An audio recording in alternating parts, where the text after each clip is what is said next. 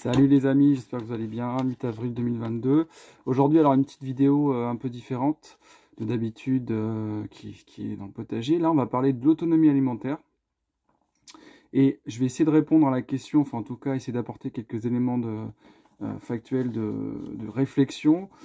Quel rôle peuvent jouer les potagers familiaux dans l'autonomie alimentaire mondiale? Alors c'est un sujet qui est totalement d'actualité. Donc je vais vous parler du contexte dans un premier temps. Après, on va parler du bilan français, des attentes des Français, du potager familial comme un levier, des limites du potager familial et enfin d'une petite conclusion.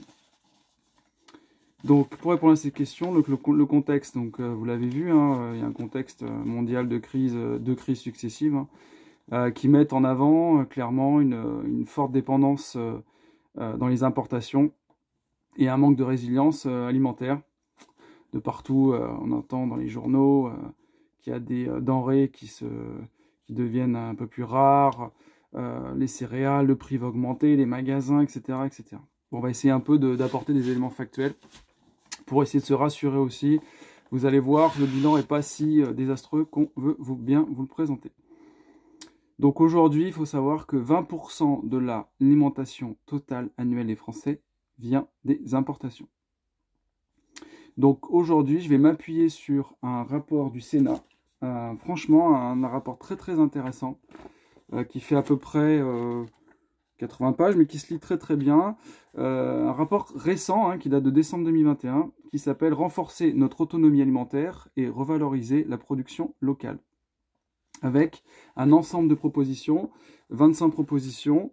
Et justement, pourquoi je fais cette vidéo ? Puisqu'apparaît dans la proposition numéro 13 des jardins partagés, mais on ne parle pas de potager familial. Donc moi je vais essayer en fait dans cette vidéo de démontrer que le potager familial peut être en fait un levier intéressant d'autonomie pour renforcer l'autonomie alimentaire. Donc le contexte, on vient de le décrire, contexte de crise qui nous montre un peu cette mondialisation, les limites de la mondialisation. Donc le bilan français, donc je m'appuie sur ce rapport du Sénat. Eh bien, la France, c'est la plus grande surface européenne agricole. La balance excédentaire de la France aux produits agricoles est de 8,4 milliards d'euros, notamment en céréales, en produits laitiers et en vin. La France classée première mondiale en termes de modèle alimentaire le plus durable du monde, selon The Economist Intelligence Unit. La France est le 5e producteur de légumes en Europe. Et le blé, c'est certainement la 2e filière la plus compétitive du monde après la Russie. Donc on voit bien que la France a un énorme potentiel alimentaire et quand même est très bien classée au niveau de la production alimentaire. Donc ça, c'est quand même assez rassurant. Par contre, les axes de vigilance, les points un petit peu plus problématiques. Le nombre de paysans était divisé par 4 en 40 ans, donc avec une érosion de 2% par an des paysans. Je vous conseille ce livre, Manuel pratique de la culture maraîchère de Paris, écrit par Moreau, qui décrit en fait le maraîchage au 19e siècle, en 1845. C'est très intéressant. Il faut savoir que Paris, au 19e siècle, était autonome à 100%, je dis bien 100%, en légumes et en fruits, avec 1,5 million d'agriculteurs. Voilà, donc on voit clairement qu'il y a une dégradation énorme du nombre d'agriculteurs. C'est un métier qui est en train de disparaître et c'est très problématique. Premier point, vigilance. Le rapport du Sénat estime que l'autonomie des villes est de 2% seulement aujourd'hui en alimentation. Le solde commercial des produits transformés est déficitaire. Le réchauffement climatique est un énorme danger pour les cultures. On voit bien, nous, petits jardiniers locaux, même avec le gel, les sécheresses, etc., c'est de plus en plus problématique. Nous importons en France environ 50% de la viande, 28% des légumes et 71% des fruits sont importés, notamment pour de l'agroalimentaire. Le rapport met en avant vraiment le problème de l'agroalimentaire qui importe énormément pour en fait disposer de prix les plus bas possibles. Ces apports ont bien sûr un effet environnemental énorme, puisque ça génère production de CO2, pollution, etc. La vente directe de légumes et de fruits est seulement de 5% aujourd'hui. Donc c'est très marginal. Le bio est en recul malheureusement. Et la précarité alimentaire, par contre, elle, a doublé en 10 ans. Nous gaspillons un tiers de notre production alimentaire. Voilà le bilan. Donc, un potentiel important, mais quand même un des enjeux majeurs aujourd'hui à résoudre. Alors, quelles sont les attentes des Français? Très intéressant, ce rapport a posé des questions aux Français. Quelles sont leurs attentes par rapport à leur alimentation? C'est très intéressant, vous allez voir. Les Français en majorité veulent mieux manger, avoir des produits plus frais et de meilleure qualité. Ils veulent disposer de produits sans produits chimiques. Le prix, bien sûr, est important dans leur choix, mais ce n'est pas leur première priorité. La qualité passe devant. Ils ont un rapport hédoniste à la nourriture. Donc ça, c'est l'esprit français, hein. Moi-même, la nourriture, c'est très très important, c'est mon petit plaisir journalier. Les Français sont attachés aux labels, aux écolabels et au bio. Mais alors attention, ça ne se traduit pas dans les faits, malheureusement. Les supermarchés dominent l'activité à 90%, les AMAP sont minoritaires. Donc on voit qu'il y a un décalage entre ce que veulent les Français et ce qu'ils font. Donc le rapport du Sénat explique certainement, c'est dû bien sûr à l'aspect économique.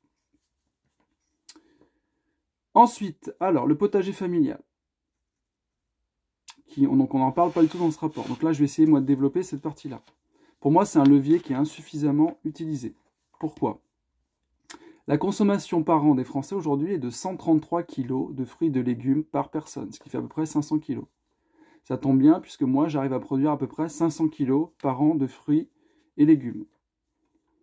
Donc on voit qu'en termes quantitatifs, on peut pallier à l'autonomie totale. Par contre, on va voir que cette autonomie n'est que ponctuelle au niveau des types de légumes et de fruits. Pour moi, le potager familial peut répondre bien sûr à beaucoup de problématiques. Donc, il peut compenser une partie de la production des agriculteurs, qui sont de moins en moins nombreux. Vous maîtrisez totalement vos intrants, les semences, la qualité des semences, les intrants que vous mettez, fumier, naturel ou pas, pesticides, si vous voulez en mettre, vous ne voulez pas en mettre, etc.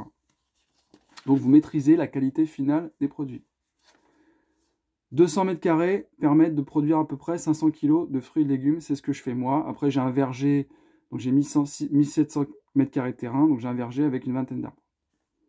Par rapport à mon autonomie, mon expérience, donc moi je suis autonome en pommes de terre, butternut, patates douces, betteraves, poireaux, confiture, sauce tomate. Le reste, tomates, poivrons, aubergines, bien sûr, c'est des cultures d'été, donc on ne peut pas être autonome toute l'année, etc., etc. Donc moi j'ai une autonomie mais qui est ponctuelle. J'ai pas d'animaux, j'ai pas de lait, j'ai pas de céréales, etc., etc., etc. Un potager, il n'y a pas plus local qu'un potager. Donc l'impact environnemental est réduit. Un potager donne du sens aussi. Il diminue la précarité alimentaire. Il limite le gaspillage. Moi, je remets tous mes déchets ménagers, je remets tout dans mon jardin. Ça fait du compost. Les ratios de productivité peuvent être similaires en fonction des sols à un des professionnels.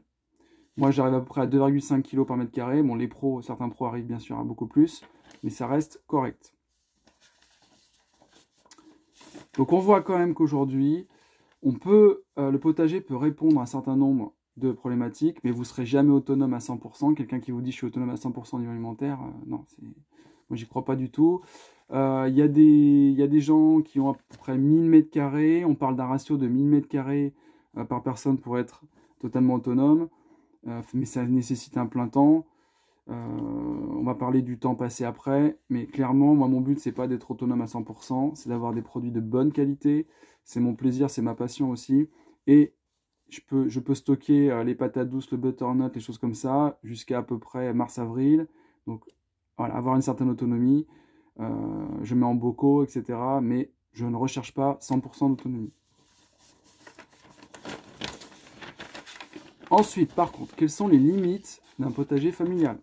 Eh bien, la première, c'est le temps à consacrer. Moi, j'y passe 250 heures par an pour produire à peu près 500 kilos. Et j'ai un travail à côté. Le climat. Votre climat, là où vous habitez. Ça peut, si vous habitez tout au nord, vous pouvez avoir quelques complications du froid, etc. Donc, il faut disposer d'un climat favorable. Il vous faut au moins, moi je pense, 200 mètres carrés pour produire 500 kilos. 150 ou 200 mètres carrés. Aujourd'hui, tout le monde n'a pas ce terrain. Il faut savoir aujourd'hui, je me suis renseigné, enfin sur internet, je trouve à peu près, il y a 25 millions de jardins et 15 millions de potagers. Donc ça fait quand même une marge de progression importante. Donc une des limites, c'est le nombre de jardins disponibles, privés. Et les jardins partagés, ça peut être une solution intéressante. Une limite très importante, bah, c'est les légumes frais. Voilà, l'hiver, vous n'aurez jamais de légumes frais, vous n'aurez jamais d'aubergines, de tomates, de poivrons, etc. Donc, on est quand même dans un climat assez tempéré. Nos anciens consommaient beaucoup de produits de saison, nous on a oublié un petit peu tout ça. Après, c'est un choix personnel, hein, bien sûr. Mais si vous voulez aller à fond dans le potager, faire que ça, vous aurez jamais de tomates au mois de décembre. Donc la conservation, c'est un levier aussi très important. Donc l'autonomie, on voit bien qu'à 100% elle est impossible, donc ça c'est clair que c'est les limites. Il faut disposer du matériel de conservation, un stérilisateur, un déshydrateur notamment, des bocaux, de la place pour stocker les bocaux, etc. Moi je possède un stérilisateur, pardon, et je voudrais investir dans un déshydrateur. Donc la mise en route aussi des fruitiers, c'est une limite. Quand vous plantez un arbre fruitier, les 3-4 premières années, vous n'avez pas trop de production. Donc il faut planter le plus tôt possible vos arbres fruitiers quand vous arrivez sur votre terrain. Donc voilà, il y a aussi pas mal de limites au niveau du potager, il faut en être conscient, familial. En conclusion, je reprends mes notes qui sont là. En conclusion, donc la lecture de ce rapport qui est très intéressant, donc moi je vous le conseille, je mettrai le lien dans la description. Il y a 25 propositions à peu près qui sont vraiment très intéressantes. On voit que la France a un gros potentiel d'autonomie alimentaire, avec d'importants atouts. Une bonne résilience par rapport aux crises alimentaires, par rapport à d'autres pays. On est vraiment un pays agricole historique. Mais on a d'importants défis à relever, qui sont les mêmes que les autres pays, qui sont la baisse des paysans. Là, il faut vraiment développer des micro-fermes ou des choses comme ça, parce qu'à un bout d'un moment, ça ne va plus fonctionner. On importe beaucoup trop de fruits et légumes, et notamment l'agroalimentaire et l'industrie agroalimentaire a un rôle à jouer sur le choix de produits locaux. C'est proposé d'ailleurs dans le rapport. La précarité alimentaire augmente de plus en plus. Le gaspillage, c'est énorme. Voilà. Et mettre en adéquation le souhait de qualité des gens et les choix d'achat cohérents qui sont faits. On voit bien que là, il y a vraiment une schizophrénie, je dirais, des Français par rapport à ça. C'est pas forcément volontaire, enfin en tout cas c'est compliqué, quand on n'a pas trop d'argent, on fait bien sûr au plus économe, mais il faut réussir, il faut que la société arrive à trouver des leviers pour que ce fossé en fait diminue.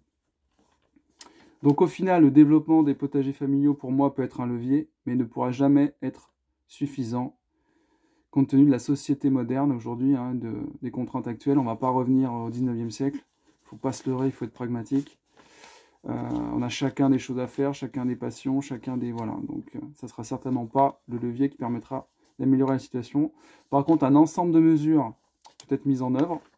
C'est d'ailleurs le sens de ce rapport du Sénat qui est très très très intéressant.